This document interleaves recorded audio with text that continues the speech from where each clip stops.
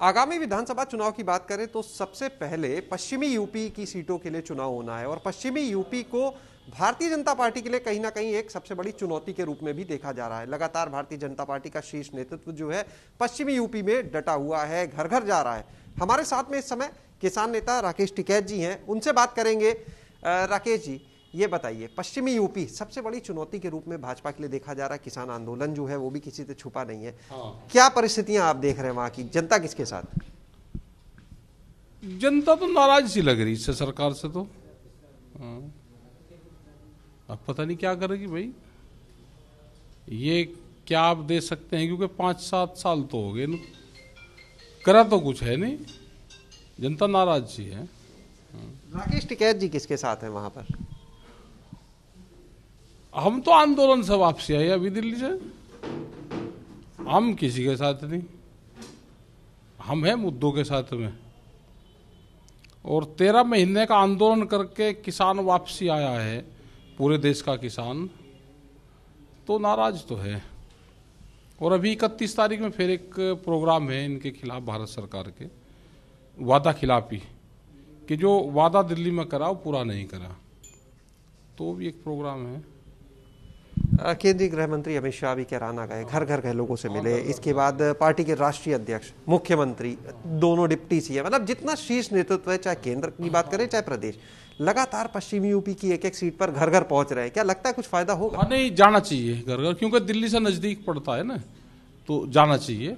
और अगर सड़क से जाएं तो सड़क ठीक हो जाती है। अगर 5 साल से घर वो गाँवों को सड़क पर को चलते तो कम से कम सड़कों का विकास हो जाता, स्कूलों में दौरे लगाते तो स्कूल ठीक हो जाते, हॉस्पिटलों में जाते तो बहुत विकास हो जाता। जो फंड भारत सरकार और स्टेट गवर्नमेंट देती है तो कम से कम लग जाएं। अगर ये सारे विभाग में जाना शुरू कर देते तो वोट मांगने की जरूरत ही नहीं पड़ती घर घर। गृह मंत्री ने एक बात कही कि जो जाट है वो भाजपा के साथ है। तमाम लोगों के वीडियो जो हैं वहां के निवासियों के, वो भी सोशल मीडिया पर और मीडिया तक पहुंचाए जाते हैं। ऐसा क्या पूरे देश में एक ही बिरादरी बस है? एक बिरादरी तो है नहीं, एक बिरादरी को टारगेट करके जिस हिसाब से ये कर रहे हैं, ये थोड़े से आगे को आऊंगे तो वहां पे दूसरी बिरादरी को बताऊंगे हमारे साथ में, उस आगे को आऊंगे और जाएंगे। ये फंडा का चलने वाला ही नहीं, ये तो फेल हो गया फंडा। ये तो 10-15 साल पुराना मॉडल ले रहे हैं ये, अब उसे ही स्टार्ट करने की कोशिश कर रहे हैं, वो तो नहीं चलेगा। अब तो कोई नया फार्मूला हो इनके पास में तो आवे। सपा और आरएलडी का जो गठबंधन है, देखिए एक तरफ पहले से चुनौती थी किसानों का जो आंदोलन रहा वो, अब सपा आरएलडी का जो गठबंधन है, तो क्या लगता है वहां के जो वोटर्स है वो सपा आरएलडी की तरफ ज्यादा आपको दिख रहे हैं भाजपा की तरफ? भाई वे तो हमारी तरफ है, वे आंदोलन में साथ है हमारे। और आप किसकी तरफ है? किसके साथ है हमें ये नहीं पता। पॉलिटिकल उसमें वोट देने का और चुनाव लड़ना एक मौलिक अधिकार मानते हैं, संविधान में राइट दिया है, लोग अपने आप कर लेंगे, बताता कोई किसी को नहीं किसके साथ है। हमें ये है कि अपना आंदोलन कमजोर ना हो, आंदोलन ठीक रहे तो सरकार किसी की भी आ जाओ वो ठीक काम करेगी।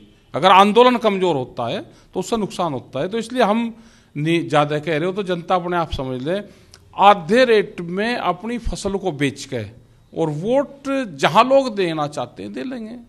धान 1200 रुपया भी क्या है, और लाइन में खड़े रहे। आज भी इलाहाबाद प्रयागराज में अभी भी लोग खड़े हुए हैं, वहां पे आंदोलन कर रहे हैं, चुनाव चल रहा है और आंदोलन कर रहे हैं कि हमारा जो धान है, जीरी है, वो बिक जाए। बिक नहीं रही, वोट देना जिसको चाहेगा दे लगा आदमी। बिजली का रेट भी सबसे महंगा उत्तर प्रदेश में, हरियाणा में 15 रुपया हार्स पावर है, यहाँ 175 है, 12 गुना का अंतर है। ज्यादा रेट सा लग रहा है कुछ।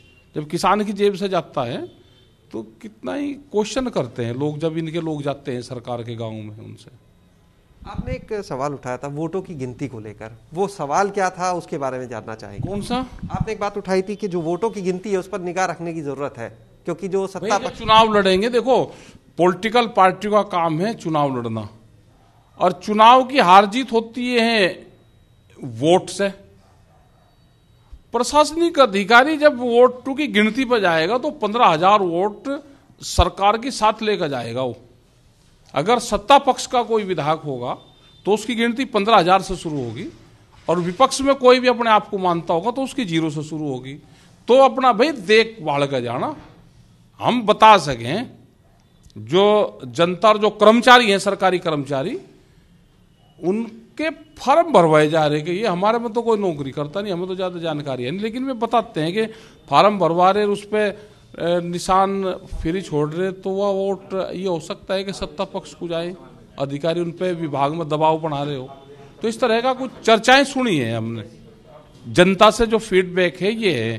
तो वे करीब 15,000 वोट लेके एक विधानसभा पर जाएगा, कमती बत्ती भी हो सके, कहीं ज़्यादा हो सके, कम सा हो सके, 5, 7, 10,000 वोट तो जरूर लेकर जाएगा। तो अपनी भाई गिनती ठीक करवा लेना ईमानदारी से।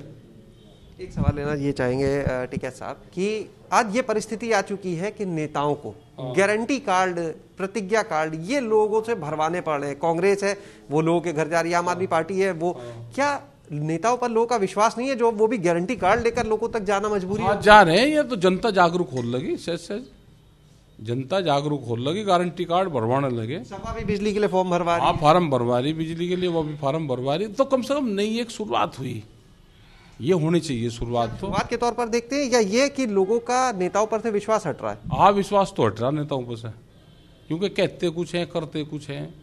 भाई इन्होंने भी पहले ये कहा था कि 15 लाख रुपया देंगे, लोगों ने उधार ले लिए, अब 15 लाख रुपए तो आ जाएंगे, सरकार बनी जाएगी, 15 लाख रुपए नहीं आए। फिर उन्होंने कह दिया जी वो तो पार्टी ने घोषणा करी, सरकार ने तो करी नहीं। तो सरकार और पार्टियां अलग अलग चीजें हैं। तो अब ये घोषणा कर रहे हैं तो देखते हैं कितना ही अमल करते हैं अपनी घोषणाओं को।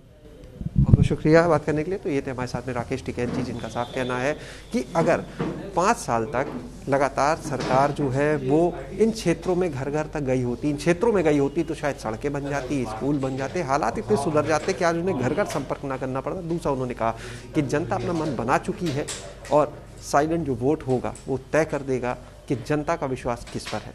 कैमरा सहयोगी हरिओम के साथ शैलेश अरोरा, एबीपी गंगा, लखनऊ।